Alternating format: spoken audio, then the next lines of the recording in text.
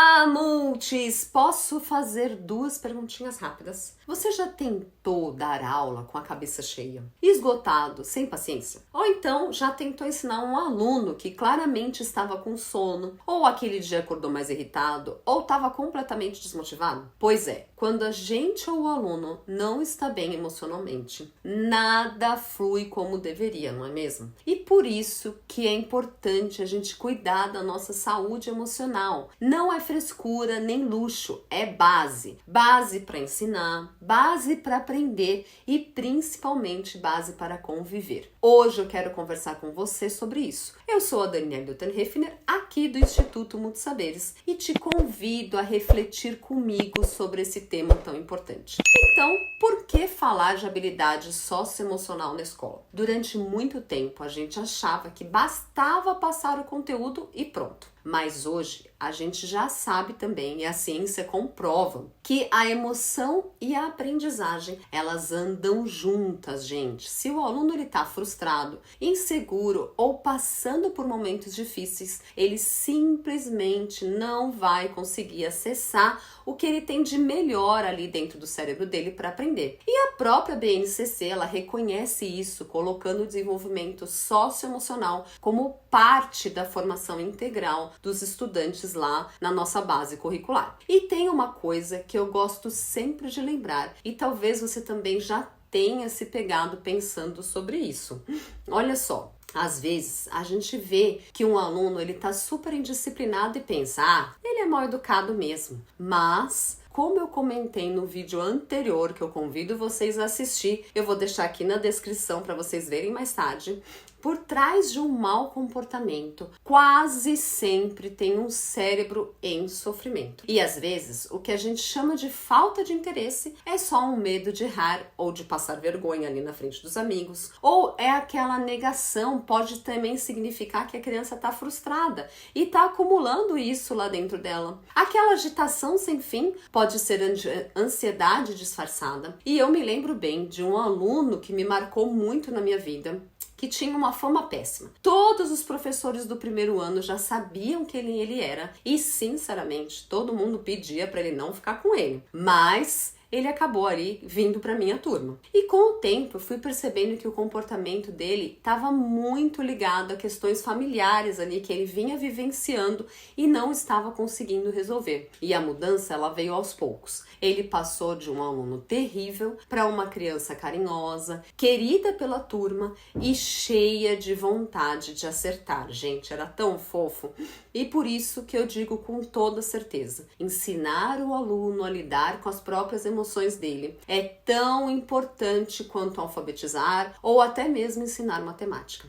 E sabe melhor, gente? Vale muito a pena ver aquele sorrisinho depois. Agora vamos virar o foco um pouquinho, porque nós professores também nos sentimos cansados e também precisamos de atenção, né, gente? A gente não é robô, a gente orienta, acolhe, escuta, dá conta de tudo ou até de quase tudo, né, gente? Mas quando a gente está emocionalmente exausto, né, tem pressão por resultados, falta de apoio, sala de aula cheia, aluno desrespeitoso, pai cobrando, cobranças internas, tudo isso vai aos poucos acabando com as nossas forças, não é mesmo, gente? E o impacto parece, sabe onde? Na nossa sala de aula, na forma como a gente fala, no nosso olhar, no nosso corpo e até mesmo, gente, faz a gente parar de gostar daquilo que a gente faz, né? Então a gente perde a atenção, perde a paciência com mais facilidade, mas olha só, que dado importante que eu vou trazer aqui para vocês agora. Professores emocionalmente equilibrados têm turmas mais engajadas, conseguem mediar melhor os conflitos e também sentem mais propósito naquilo que eles fazem. E isso, gente, não é romantizar, é reconhecer que quem cuida também precisa ser cuidado. E é aí que vem a pergunta. Tá bom, Dani, mas como é que a gente começa a transformar isso na nossa sala? Bom, não precisa, gente, de grandes revoluções. simples, com ações simples e constantes, já dá para sentir uma diferença enorme na nossa sala. Então, receba os alunos ali na porta com empatia. Sabe aquele olhar atento? Note se alguém já chegou com algum machucado, se ele cortou o cabelo, se tá de brinco novo, e sempre comente: nossa, cortou o cabelo hoje? Nossa, se machucou desde ontem em casa? Faça brincadeiras, converse com eles ali na porta, e com o tempo os alunos começam a vir com novidades só para serem notadas por você. E é aí que o vínculo começa a nascer, gente, ou a crescer, né? Uma segunda dica, gente, é criar uma caixa dos conflitos. É simples. Os alunos, eles escrevem as situações de injustiça ou os conflitos que eles vivenciaram e colocam ali dentro da caixa. No dia da assembleia da semana, a gente abre a caixa e discute tudo que está lá dentro sem citar nomes.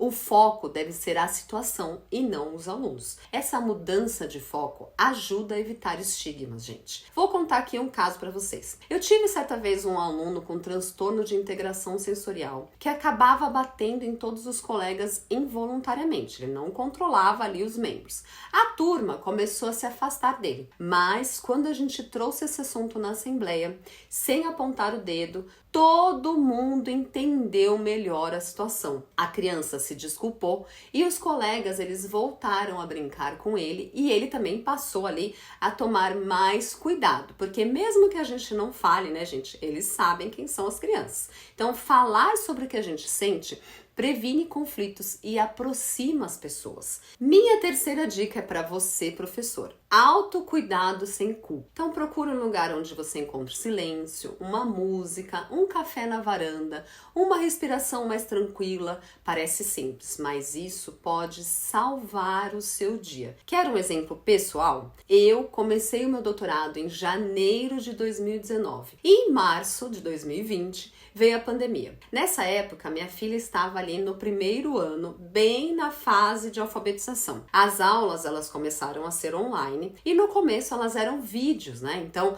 eu precisava ficar ali sentada com ela, assistindo as aulas e fazendo as atividades. E depois, no segundo semestre, vieram as aulas ao vivo. E eu não sabia o que era pior, uma ou outra. Eu ali tentando trabalhar, cuidar da casa, manter o doutorado, dar conta da filha e da vida.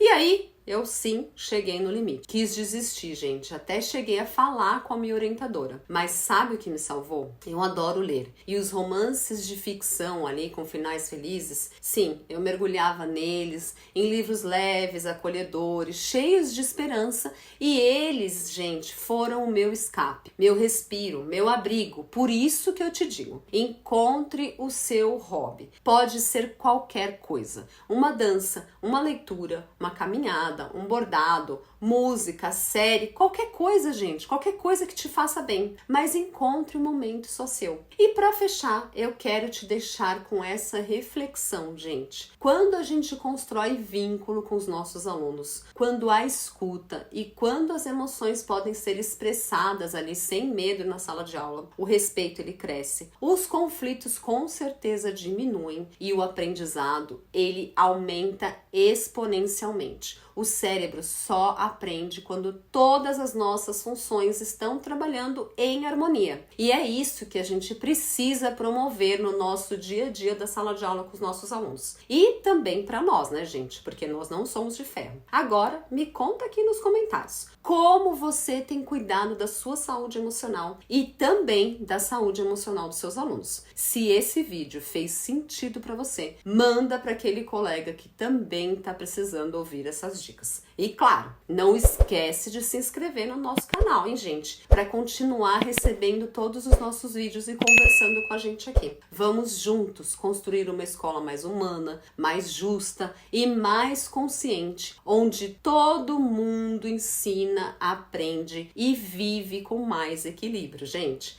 Até o nosso próximo vídeo.